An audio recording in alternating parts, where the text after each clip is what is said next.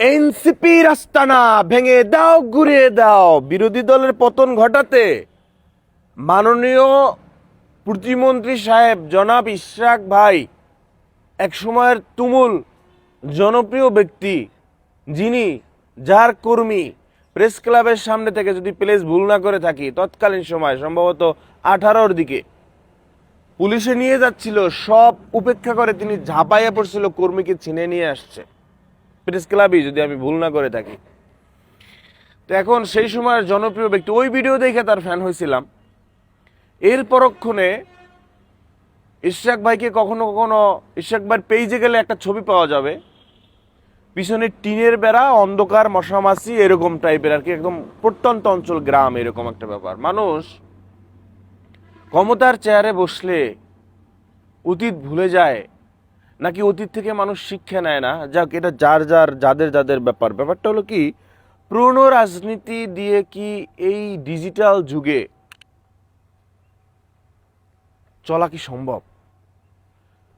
মানে third gender দিয়ে বলানো হচ্ছে এনসিপির আস্তানা ভেঙে দাও, ঘুরিয়ে দাও, নাসিরুদ্দিনের 2 গালে চুমা দাও তালে, যাই হোক যেটা বলছে আর কি সেইটা।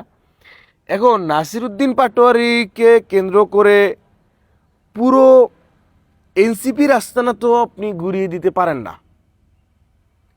আপনি বলতে যারা বলছেন বা বলতেছেন বা যারা উড়িয়ে দিতে চান, নাসিরুদ্দিন পাটোয়ারির বক্তব্যকে কেন্দ্র করে, নাসিরুদ্দিন পাটোয়ারি বেদব, নাসিরুদ্দিন পাটোয়ারি ডারবি নাসির, ছোট বড় সিনিয়র জুনিয়র মানে না, মুখের উপরে কথা বলে দেখ কত কি।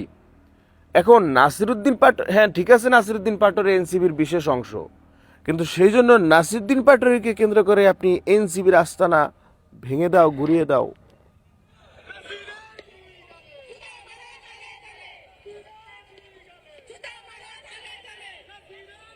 পিছনটা থার্ড জেন্ডার।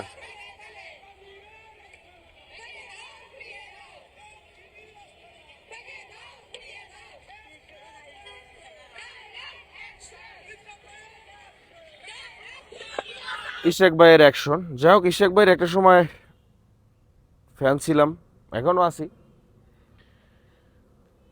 তো বিরোধী দল এমন কি করে ফেলছে ভাই, যে জন্য থার্ড জেন্ডারকে না, থার্ড জেন্ডার কথাটা বললে তাদেরকে ছোট করা হবে। তারাও মানুষ, তারাও আমাদের বাংলাদেশি মানুষ, তারাও এই পৃথিবীর মানুষ। ছোট করার কোনো মানে হয় না, করার যৌক্তিকতা নাই, এবং কেউ যেন না করে সেই অনুরোধ থাকবে। মানে এখন ওখানে আসছে সেজন্য আর কি বলা। এনসিপি কি করলো এমন যা রাস্তানা ঘুরিয়ে দিতে হবে, এবং সেটা ইশরাক ভাইয়ের নাম ধরে? ইশরাক ভাই রানিং একজন প্রতিমন্ত্রী। ইশরাক ভাই শুধু বিএনপি না, বিএনপির বাহিরেরও অন্য অন্য দলেরও নেতাকর্মী, মানুষ তাকে ভালোবাসে।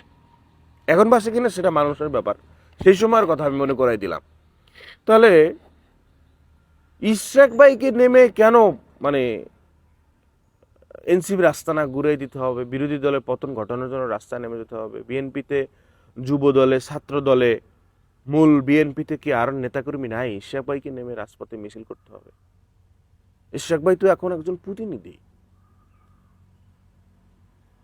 ইশরাক ভাই তো শুধু, আমি যদি ভুল না করে থাকি, ইশরাক ভাই তো শুধু বিএনপির প্রতিমন্ত্রী না, ইশরাক ভাই এনসিপির প্রতিমন্ত্রী, ইশরাক ভাই চরমনার প্রতিমন্ত্রী, জামাতের প্রতিমন্ত্রী, ইশরাক ভাই সারা বাংলাদেশের প্রতিমন্ত্রী। তো এখন ওখানে মিছিলে দেখা গেল, আমি যদি ভুল না করতে, কথা ভুল হলে বলেন ভাই, আমি ফেরেস্তা না যে আমাকে, হ্যাঁ ঠিক আছে আপনার কথা চালান, আপনি এ কথা দরকার নাই, আপনি আপনার বিবেক দিয়ে, বুদ্ধি দিয়ে আপনি কথা বলবেন, ভুল ধরবেন, আলোচনা সমালোচনা করবেন, এই তো জীবন, মানুষ বাঁচে কয়দিন।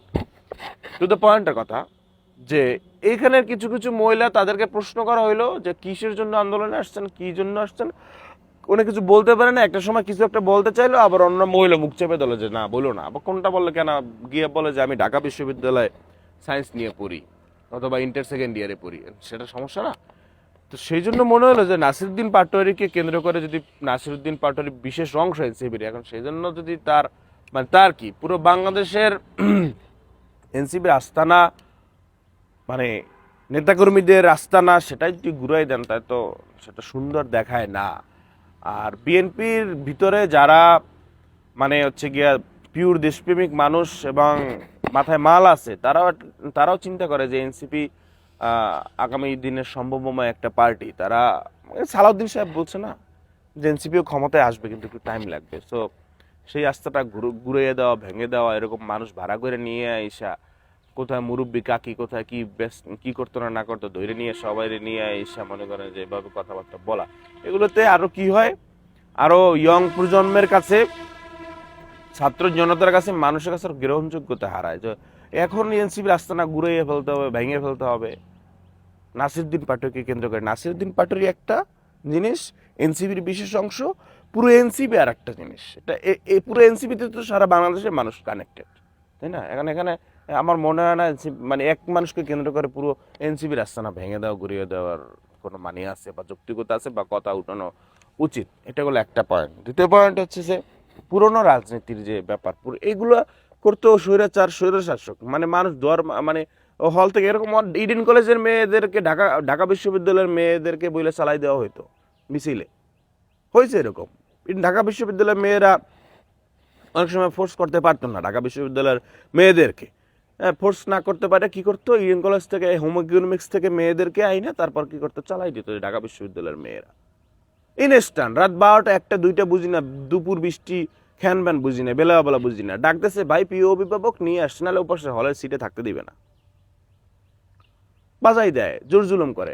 তো এখন এই মুরব্বী মহিলাদেরকে এদেরকে নিয়ে এসে হঠাৎ করে মিছিল মিটিং, এই জন্য বললাম যে পুরনো রাজনীতি না বাদ দিয়ে বিষয়টা হচ্ছে আমাদের কথা, আমাদের বিএনপি বলেন সব সেক্টরের মানুষের আমাদের কথা বলা উচিত ছিল ওখানে, যে আমরা এই যে আলিপের যে চোখ গেল, এই চোখটা যে গেল, একটা ছেলে সে আর এক চোখে দেখবে না কখনো এরকম সহিংসতা, এরকম দৃশ্য, এরকম স্মৃতি, এরকম আপনার হচ্ছে গিয়া ঘটনা, এগুলো যেন আমাদের সামনে যেন আর না আসে। আমরা যেন সবাই সংযম থাকি, আমরা যেন সবাই একে অপরকে ভালোবাসি, আমরা যেন দেশটাকে ভালোবাসি, আমরা যেন আমাদের দেশটাকে সবাই মিলে এগিয়ে নিয়ে যেতে চাই, এই ব্যাপারে কথা বলা উচিত ছিল।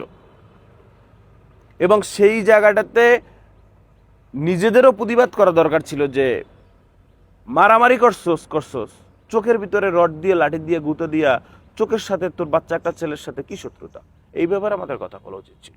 ওইখানে আমাদের কথা উঠানো উচিত ছিল, ওইখানে আমাদের আওয়াজ তোলা উচিত ছিল যে আলিপের চোখটা তুই কেন নিলি, কি জন্য নিলি? হ্যাঁ, আলিপ তো তোর সন্তান, তোর ভাই, তোর শালা, তোর সুমন্দি, তোর ঘরের একজন মেম্বার হতে পারতো, কারো না কারো ঘরের মেম্বার তো, কারো না কারো ঘরের ছেলে তো আলিপ, কারো না কারো ভাই তো, কারো না কারো বন্ধু তো আলিপ। তো তাদের মায়া আছে, আপনার মায়া নাই, আপনাদের মায়া নাই। তাদের ভাই না হয়ে, তাদের সন্তান না হয়ে আপনার তো হতে পারত। ওইখানে আমাদের কথা বলা উচিত ছিল। পুরনো রাজনীতি দিয়ে আমার মনে হয় না এই যুগে এসেও দাম্ভিকতা দেখাইয়া, লোক ভাড়া করে নিয়ে আইসা, চাষিদেরকে ভাড়া করে নিয়ে আইসা, বুয়াদেরকে ভাড়া করে নিয়ে আইসা চালানো সম্ভব। মানুষের সাথে কানেক্টেড হন, লং টাইম সার্ভিস দিতে পারবেন।